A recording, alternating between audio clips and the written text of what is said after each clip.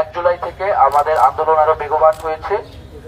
এখানে একটি জিনিস স্পষ্ট করতে চাই যে এই আন্দোলন কিন্তু শিক্ষার্থীরা নিজ উদ্যোগে তৈরি করেনি, বরং হাইকোর্টের রায় এবং সরকারের যেই নিশ্চুপ ভূমিকা, সেই নিশ্চুপ ভূমিকার ফলে কিন্তু এই আন্দোলনের প্রেক্ষাপট তৈরি হয়েছে।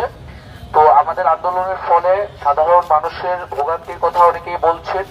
আমরা এই ভোগান্তির প্রতি সংবেদনশীল, আমরাও চাই না যে সাধারণ মানুষের কোনো ভোগান্তি হোক, আমাদেরও কোনো ভোগান্তি হোক, কিন্তু এই ভোগান্তির জন্য সরকারকে দাঁড় নিতে হবে। কারণ আমরা এতদিন ধরে রাজপথে আছি, তারপরেও সরকার বা নির্বাহী বিভাগের পক্ষ থেকে আমাদের সাথে কোনো ধরনের আলোচনা বা আশ্বাস এখন পর্যন্ত আমরা পাইনি।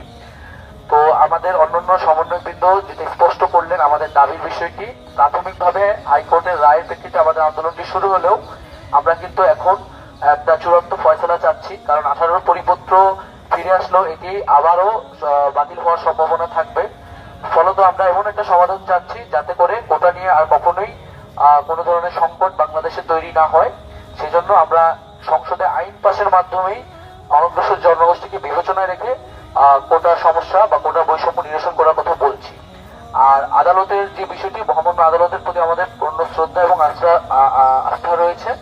আদালতে যেহেতু বিষয়টি গড়িয়েছে, আদালতে আইনি প্রক্রিয়ায় সেটি আইনিভাবে গড়বে, কিন্তু কোটা যেহেতু একটি আন্দোলনের প্রেক্ষিতে এই ডিসিশনটি হয়েছিল এবং আমরা মনে করছি নির্বাহী বিভাগ এবং সরকারের এখানে হস্তক্ষেপের সুযোগ রয়েছে। সরকার চাইলে নতুন পরিপত্র জারি করতে পারে। ফলত আমাদের আন্দোলন কিন্তু আর আদালতের প্রেক্ষাপটে নেই, আমাদের আন্দোলনটি এখন মূলত সরকার এবং নির্বাহী বিভাগের প্রতি।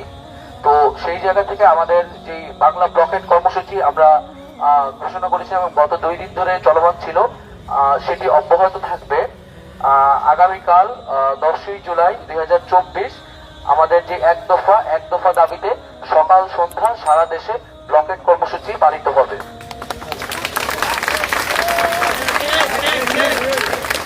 এবং এই ব্লকেটের মধ্যে সড়কপথ, রেলপথ আওতাভুক্ত থাকবে।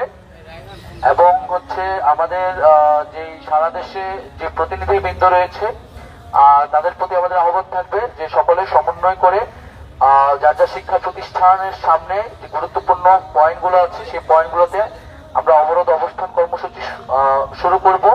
আগামীকাল সকাল 10টায় আমরা ঢাকা বিশ্ববিদ্যালয়ের জায়গা থেকে কেন্দ্রীয় গ্রন্থাগারের সামনে আমরা জমায়েত শুরু করবো এবং তারপর আমরা আমাদের ব্লকেট কর্মসূচি জন্য শাহবাগ মোড়ে জমায়েত হবো।